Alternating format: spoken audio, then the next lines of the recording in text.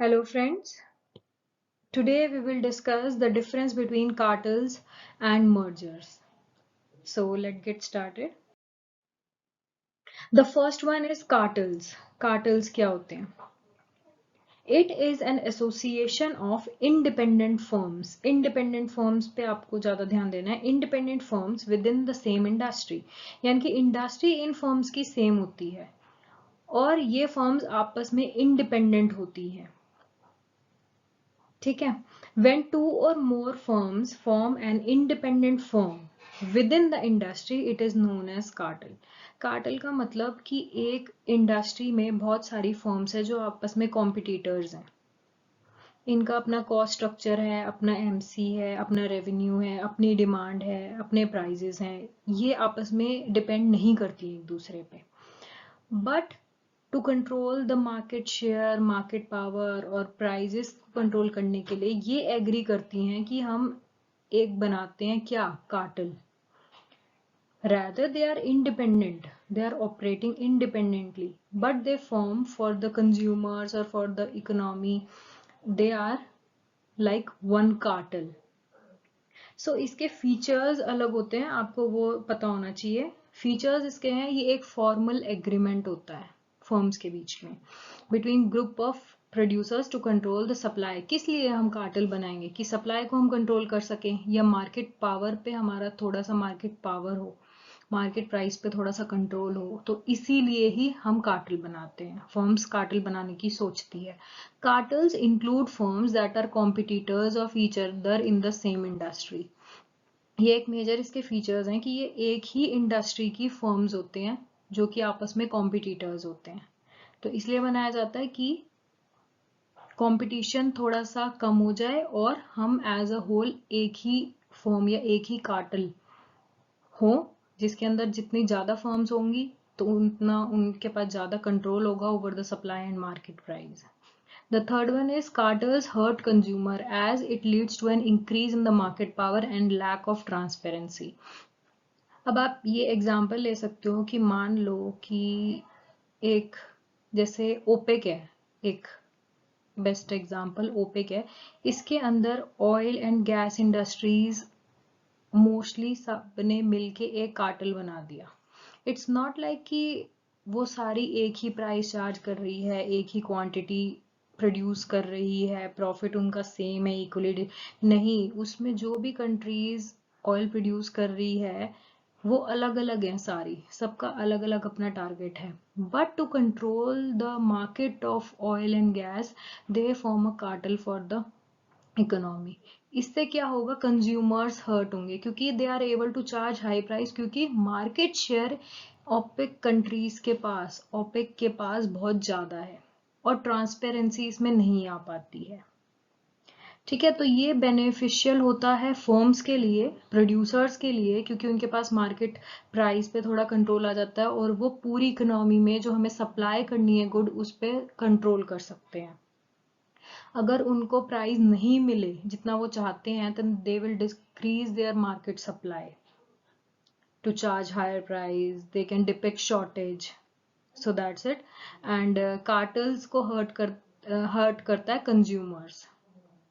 Consumers को, क्योंकि ज़्यादा प्राइस देना पड़ता है, उसके पास कोई कॉम्पिटिटर अवेलेबल नहीं होता जो कि मतलब फर्म्स के बीच में अगर कंपटीशन है तो we can buy product from second firm, but in OPEC all firms are interlinked, all make one cartel, so we are not able to get goods at cheaper rates. Okay, now types of cartel. Cartel कब बनाए जाते हैं? Cartels कई बार होते हैं कि हम joint करके मैक्सिमाइजेशन करेंगे या कि प्रोडक्ट को मैक्सिमाइज कर सकते हैं, कि मींस प्रोडक्शन हम ज्यादा करेंगे, या प्रॉफिट मैक्सिमाइजेशन हो सकता है इनका मोटिव. कार्टेल बनाने के कई मोटिव होते हैं, या तो वो प्रॉफिट मैक्सिमाइज करना चाहते हैं या वो मार्केट शेयर अपना बहुत ज्यादा करना चाहते हैं. तो ये डिफरेंट टाइप के होते हैं. कई कार्टेल होता है जिनका एम होता है जॉइंट प्रॉफिट मैक्सिमाइजेशन. यहाँ पर मैंने I think so profit miss कर दिया है, तो profit maximization. And the second one is aiming at sharing markets. Now important points जो कार्टेल में हमें याद रखने चाहिए. All firms appoint a central agent. Cartels के अंदर फर्म्स, हर फर्म इंडिपेंडेंटली एक्ट करती है, वो अंदर से जुड़े हुए नहीं होते, बट अगर हम बाहर से देखेंगे कि ये कार्टल है तो हमें लगता है कि ये एक ही फर्म है जो मिल चुकी है, but there is difference between cartel and merger. तो आपको इस वीडियो से यही चीज क्लैरिफाई होगी कि कार्टल देखने में हम कहते हैं कि ये एक कार्टल है, तो आधे से ज्यादा बच्चे यही एज्यूम करते हैं कि कार्टल का मतलब कि ये भी एक ही फर्म है, अंदर फर्म्स इंटरलिंक्ड हैं और ये सारी मिली हुई हैं, बट ऐसा नहीं है। All firms appoint a central agent, इसमें अपॉइंट किया जाता है कार्टल में, हु हैज द अथॉरिटी, जिसके पास अथॉरिटी होती है कि वो डिसाइड करेगा कि कितनी क्वांटिटी तुम्हें प्रोड्यूस करनी है टोटल और कितने प्राइस तुम्हें चार्ज करना है। No firm has a control over the price or their quantity produced. It is determined by the central agent. The second one is central agent allocates output to be produced among firms and distribute joint profit. Cartel बनने से पहले ये terms and conditions होती हैं कि central agent एक ऐसा person है या कोई भी ऑर्गेनाइजेशन है जो डिटरमाइन करेगी कि पूरे कार्टल को कितनी क्वांटिटी प्रोड्यूस करनी है, कितना प्राइस चार्ज करना है। फर्स्ट पॉइंट ये। द सेकंड वन है सेंट्रल एजेंट एलोकेट करेगा आउटपुट, कि अगर कार्टल के अंदर फॉर एग्जांपल 6 फर्म्स हैं तो सेंट्रल एजेंट विल डिसाइड कि इस फर्म को 10 यूनिट्स प्रोड्यूस करना है, इस फर्म को 40 यूनिट्स प्रोड्यूस करना है, इस फर्म को 90 यूनिट्स प्रोड्यूस करना है। It is not dependent upon the firm, it depends upon the agreement formed at the time of cartel. और आपको कितना प्रॉफिट का शेयर मिलेगा वो भी आपका सेंट्रल एजेंट ही डिसाइड करता है। तो central agent has a sole authority to determine all the you can say measures like price, quantity कितना प्रोड्यूस करना है, जॉइंट प्रॉफिट में आपका शेयर कितना होगा and so on. Okay, central agent has access to and information on the cost condition of all firms. इसके अंदर अगर मान लो 10 फर्म्स आ रही हैं तो सेंट्रल एजेंट के पास सारी इंफॉर्मेशन होती है कि हर फर्म की कॉस्ट कितनी है, कितना वो प्रोड्यूस कर सकता है, कितना प्रॉफिट अर्न कर सकता है। उसके अकॉर्डिंग जब कार्टल बनता है तो अगर एक फर्म की कैपेसिटी ज़्यादा है और वो ज़्यादा प्रॉफिट अर्न कर सकती है तो उस टाइम पे कार्टल जब फॉर्म होता है उसी टाइम पे उसका शेयर इन जॉइंट प्रॉफिट में उसका शेयर ज़्यादा हो सकता है। ठीक है, तो ये चीज़ें प्री डिटरमाइंड होती है कार्टल बनने से पहले एग्रीमेंट में।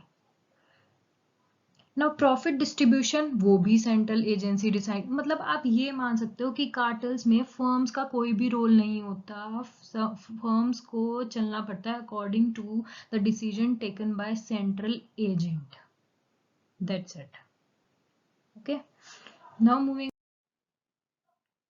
कार्टल्स के बारे में बात है। Why industry profit may not be maximize in cartels में हम कहते हैं कि इंडस्ट्री का प्रॉफिट मैक्सिमाइज नहीं हो पाता। ये कार्टल तो इसलिए बनाते हैं कि हम प्रॉफिट ज़्यादा अर्न करें, हम प्रॉफिट बनाएं, लेकिन नहीं हो पाता। उसका रीज़न क्या है?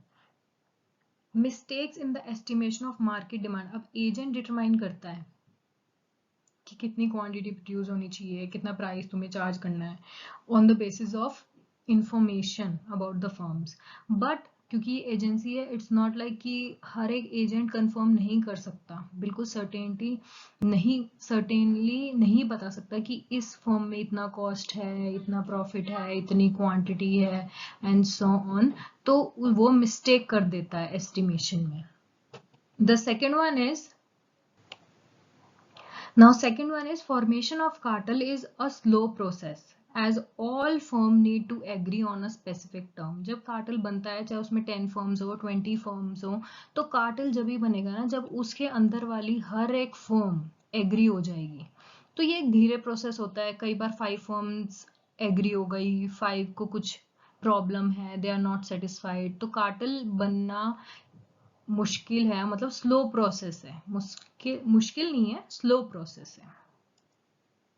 Third one is distrust among firms lead to break down of cartel खत्म भी कभी भी हो सकता है क्योंकि इतनी सारी फर्म्स है, किसी के अंदर कोई भी डिस्प्यूट हो जाए then the cartel will break down.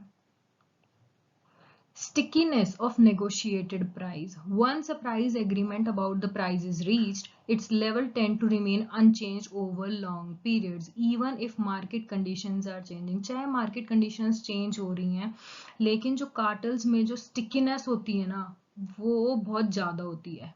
क्यों? क्योंकि at the time of agreement, मान लो आप 2009 में आपने कोई agreement बनाया, उसमें आपने प्राइस सेट कर दिया कि मान लो $100 फॉर वन गुड, तो इस प्राइस पे एग्री हुई है ये 10 की 10 फर्म्स.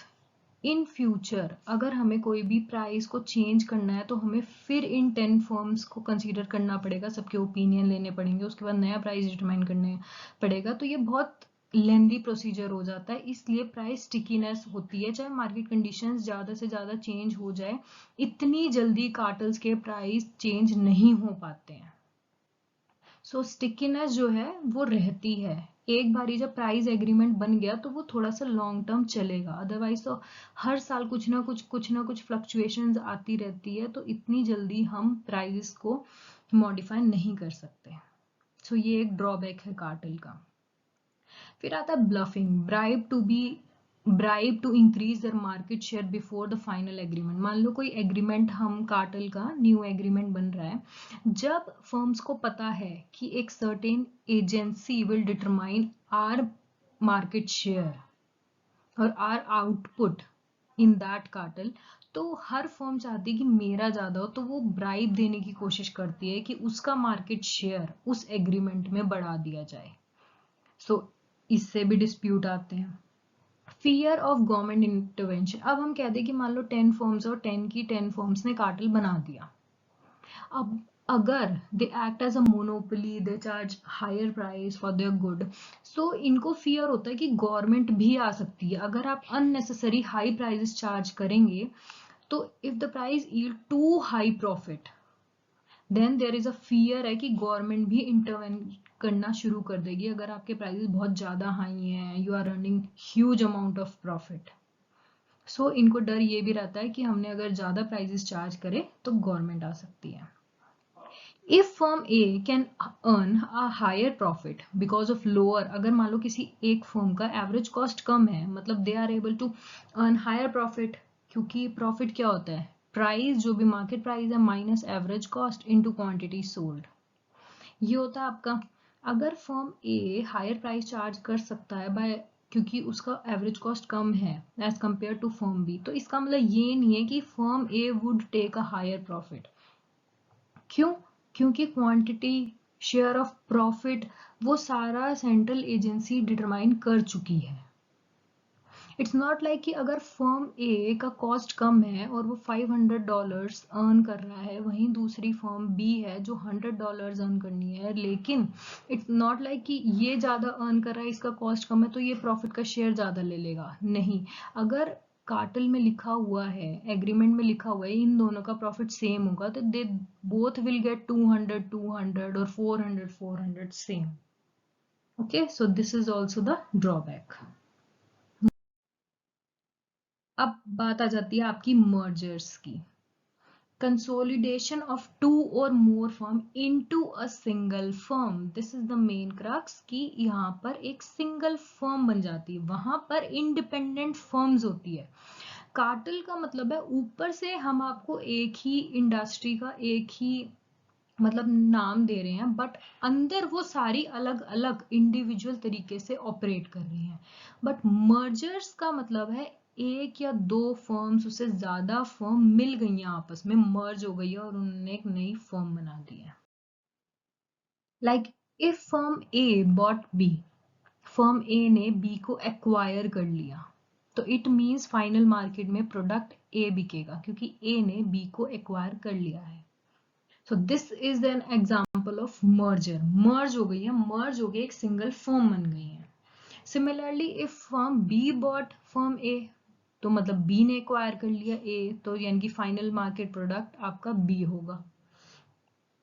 जब दोनों फर्म मर्ज हो गई, then the product sold in the market दोनों का कंबाइन होगा AB. अब ये भी मर्जर्स के टाइप होते हैं, या वो हॉरिजॉन्टल मर्ज हो रहा है या वो वर्टिकल हो रहा है. हॉरिजॉन्टल मर्जर में क्या होती है? Merger in which two firms या टू और more firm produce homogeneous goods in same geographical market. Means दोनों सेम ही लेवल पे काम कर रहे हैं और इनका प्रोडक्ट सेम है, ठीक है। जैसे merger between Coca Cola and Pepsi, दोनों एक सब्स्टिट्यूट गुड्स हैं, दोनों ही कोल्ड ड्रिंक प्रोड्यूस कर रहे हैं, एक ही कंपनी कोका कोला है, एक ही पेप्सी है ये दोनों एक ही लेवल पे, हॉरिजॉन्टल एक ही लेवल पे, एक यहाँ पे तो एक यहाँ पे, तो जब सेम लेवल के दोनों मर्ज कर लेते हैं उसे हम कहते हैं horizontal merger. On the other hand vertical merger क्या होता है? merger in which two firms have a customer or supplier relationship, means they are horizontal means same level, they are vertical मतलब इस level पे, एक यहाँ पे है एक यहाँ पे है, एक बायर है एक सेलर है, ऐसे जब मर्ज हो तो वो वर्टिकल होता है। जैसे मान लो शुगर फर्म है जो एक इनपुट देती है आइसक्रीम फर्म को जो आउटपुट प्रोड्यूस करता है, ये शुगर देती है टू मेक आइसक्रीम्स और दिस, तो ये फाइनल प्रोडक्ट है, ये इसका इनपुट है। तो जब ऐसी फॉर्म्स मर्ज करते जाएं तो हम उसे कहते हैं वर्टिकल मर्जर। अब वर्टिकल मर्जर भी टू टाइप्स की होती है। अगर शुगर फर्म मर्ज कर रही है आइसक्रीम फर्म से that distribute sugar products through its outlets, it is called downstream integration. On the other hand अगर आइसक्रीम फर्म मर्ज कर रही है शुगर फर्म के साथ, that is input supplying firm, तो इसे हम कहेंगे अपस्ट्रीम इंटीग्रेशन। ये थोड़ा सा कंफ्यूजिंग है, इसको मैंने इसलिए डायग्रामेटिकली एक्सप्लेन करने की कोशिश करी है। मान लो ये हमारा एरो है जहाँ पे ये इनपुट प्रोड्यूस कर रहा है आइसक्रीम, इसको यूज करिए फाइनल प्रोडक्ट, ठीक है। अब ये एरो आपको क्या शो कर रहा है? यहाँ पे है अपस्ट्रीम, नीचे आ गया डाउनस्ट्रीम। जब ये वाली फर्म इससे मर्ज हो रही है, इधर जाके फाइनल प्रोडक्ट इनका ये है, ये सोल्ड हो रहा है, तो यहां से ये वाली फर्म इधर आई, मतलब ये है डाउनवर्ड इंटीग्रेशन, ये वाला। और वहीं अगर आइसक्रीम फर्म, वहीं अगर 1 सेकेंड, अगर आइसक्रीम फर्म ये इसके साथ मिल गई, ऊपर आ गई, मतलब ये क्या है? Upward integration. आई होप आपको समझ आया होगा।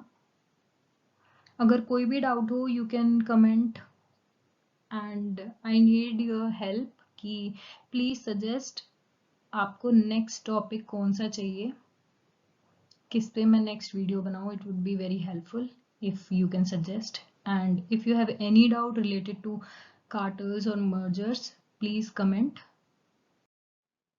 And thank you very much. Have a great day. Bye.